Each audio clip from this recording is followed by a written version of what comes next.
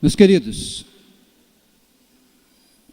daqui a pouco a gente vai comer um bolo gostoso, mas antes disso eu quero refletir com você num texto bíblico, bem rapidinho, não vai ser uma mensagem.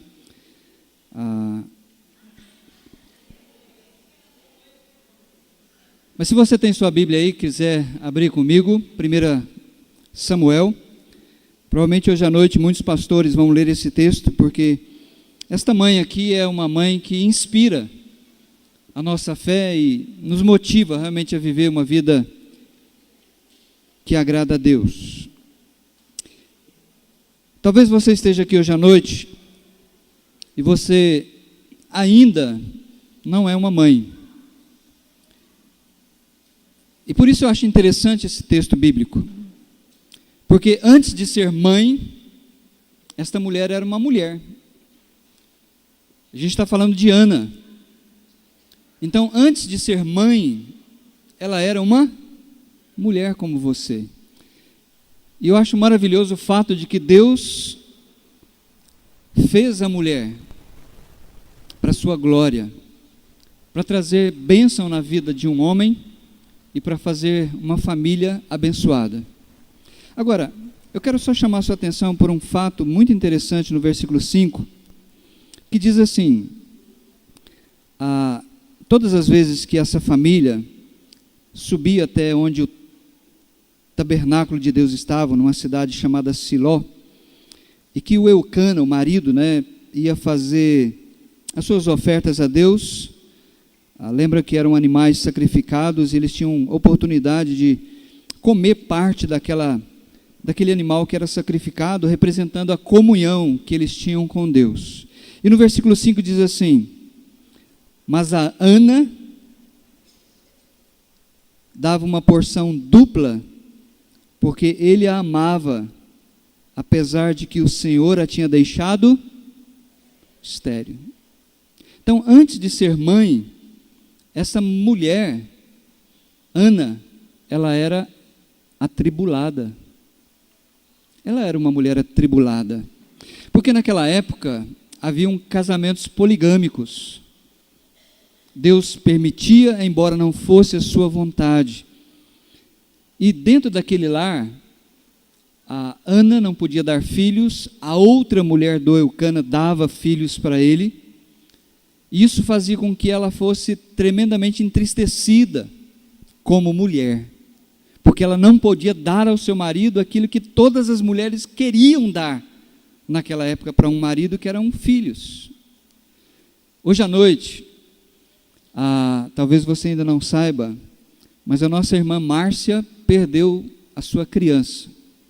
Ela estava gerando uma criança, teve algumas complicações, ela estava no grupo de riscos, e ontem ela me mandou uma mensagem muito triste, dizendo: Titão, ora por mim, nós estamos tudo de farol baixo aqui em casa. Depois a Maria Helena me ligou, falando a mesma coisa, e o que me veio à mente, diante da sua tribulação, talvez como Ana, foi o fato de que Deus está no controle, de que Deus é bom em todo tempo. Deus é, e nós precisamos crer nisso.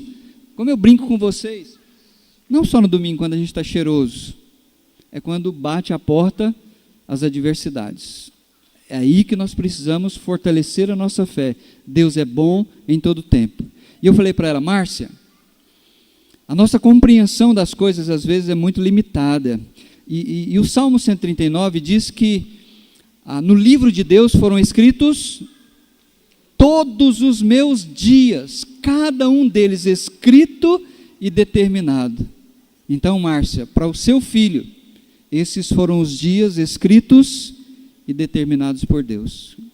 Coloca isso no altar dele, descanse, porque Deus é bom em todo tempo Deus é bom.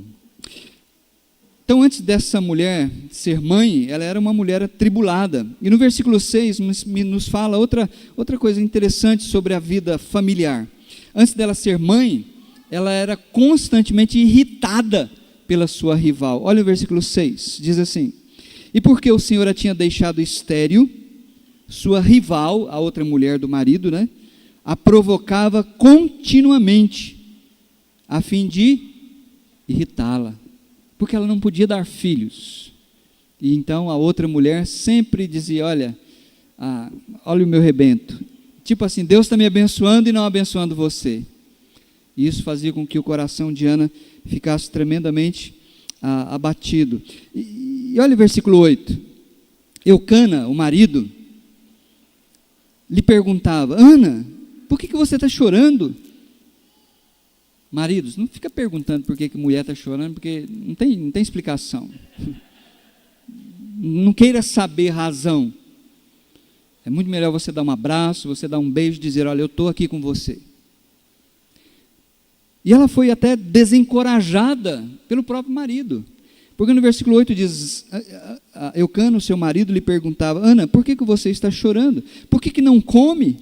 Por que está triste? Será que eu não sou melhor do que 10 filhos? Naquele momento, não. Para ela, naquele momento, um filho era melhor do que o marido. Então quando a gente olha para esse texto, a gente vê uma mulher atribulada, irritada pela sua rival, até desencorajada pelo marido. Mas sabe de uma coisa? Até o sacerdote contribuiu para derrubar essa mulher. Porque quando ela foi ao templo, começou a orar e demorar, ele já estava meio velho, sentado numa cadeira, olhou ao longe essa mulher balbuciando algumas palavras, e ele não escutava. E aí diz lá no versículo 12 assim comigo, olha lá: enquanto ela continuava a orar diante do Senhor, Eli, que era o sacerdote, o profeta naquela época, observava sua boca. Como Ana orava silenciosamente, seus lábios se mexiam, mas não se ouvia sua voz. Então Eli pensou que ela estivesse embriagada e lhe disse: ô mulher, até quando você vai continuar embriagada? Abandona essa bebida. O próprio profeta de Deus olhou para Ana e pensou que ela fosse uma mulher vadia, uma filha de Belial. Então veja, quantas situações conspiraram para derrotar essa mulher. Eu não sei você hoje, mamãe, quais são as situações na sua vida que tentam conspirar contra a sua fé, contra o seu desejo de honrar a Deus. A Ana tinha muitos motivos para chutar o balde. Mas sabe o que ela fez? Versículo 10.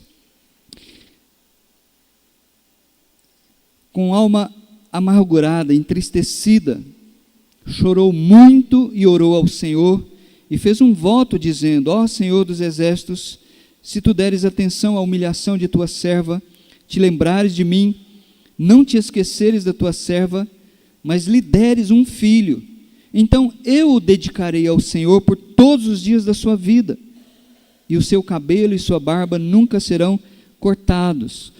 Pela lei, ela está fazendo um voto de nazireu, ela está dedicando o seu filho, se Deus o der, para que ele possa ser um instrumento. Aquilo que eu falei no sermão passado, a gente quer que o nosso filho seja doutor, advogado, médico, professor, quer que ele seja tantas coisas. Mas quantos de nós, mamães e papais, principalmente hoje você mãe, tem essa disposição de dedicar o seu filho para Deus, para que ele possa ser, sim, talvez um advogado, um médico, um professor, mas que ele seja um profissional liberal para a glória de Deus, para trabalhar para Deus. Mas quem sabe, se você, mamãe, começar a dedicar o seu filho desde pequenino e ensinar o amor a Deus, a gente possa ver desta igreja uma safra muito grande de homens e mulheres dedicados ao serviço de Deus de tempo integral, pastores, missionários, escritores, e com N ministérios que possam servir a Deus para glorificar o seu nome. Preste bem atenção, quando você vai lendo o texto, você vê uma mulher atribulada de coração, irritada pela sua rival, até desencorajada pelo seu marido, mas nenhuma dessas circunstâncias fez com que ela perdesse a sua fé em Deus.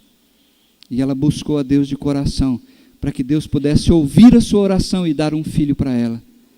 Mãe, hoje é o seu dia, no sentido de calendário, no sentido que nós estamos aqui comemorando. Como pastor dessa igreja, eu quero motivar você amar o seu filho de tal maneira que você vai dobrar os seus joelhos por ele, ou por eles, e você não vai entregar os pontos, enquanto você não vir o seu filho, a sua filha, andando nos caminhos de Deus. Vai dar trabalho, é sacrifício. Mas, como nós temos visto nos sermões passados, de que adianta ao homem ganhar o e perder a sua alma, sua vida? Porque depois da morte, é céu ou inferno. Não tem meio termo. Não tem uma segunda chance. Não tem segunda época. Por isso, Deus deu a você, mamãe, filhos, para que você levasse eles para a glória. Acredite nisso. Deus deu a você filhos para levá-los para a glória. Batalhe espiritualmente pela vida dos seus filhos. Ana teve um menino, deu a ele o nome de Samuel, porque ela o pediu de Deus, e ela então o devolveu.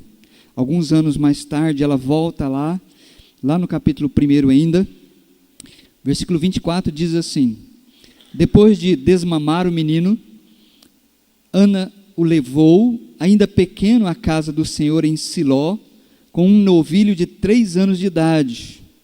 Provavelmente essa tenha sido a idade do moleque aqui. Uma arroba de farinha e uma vasilha de couro cheia de vinho.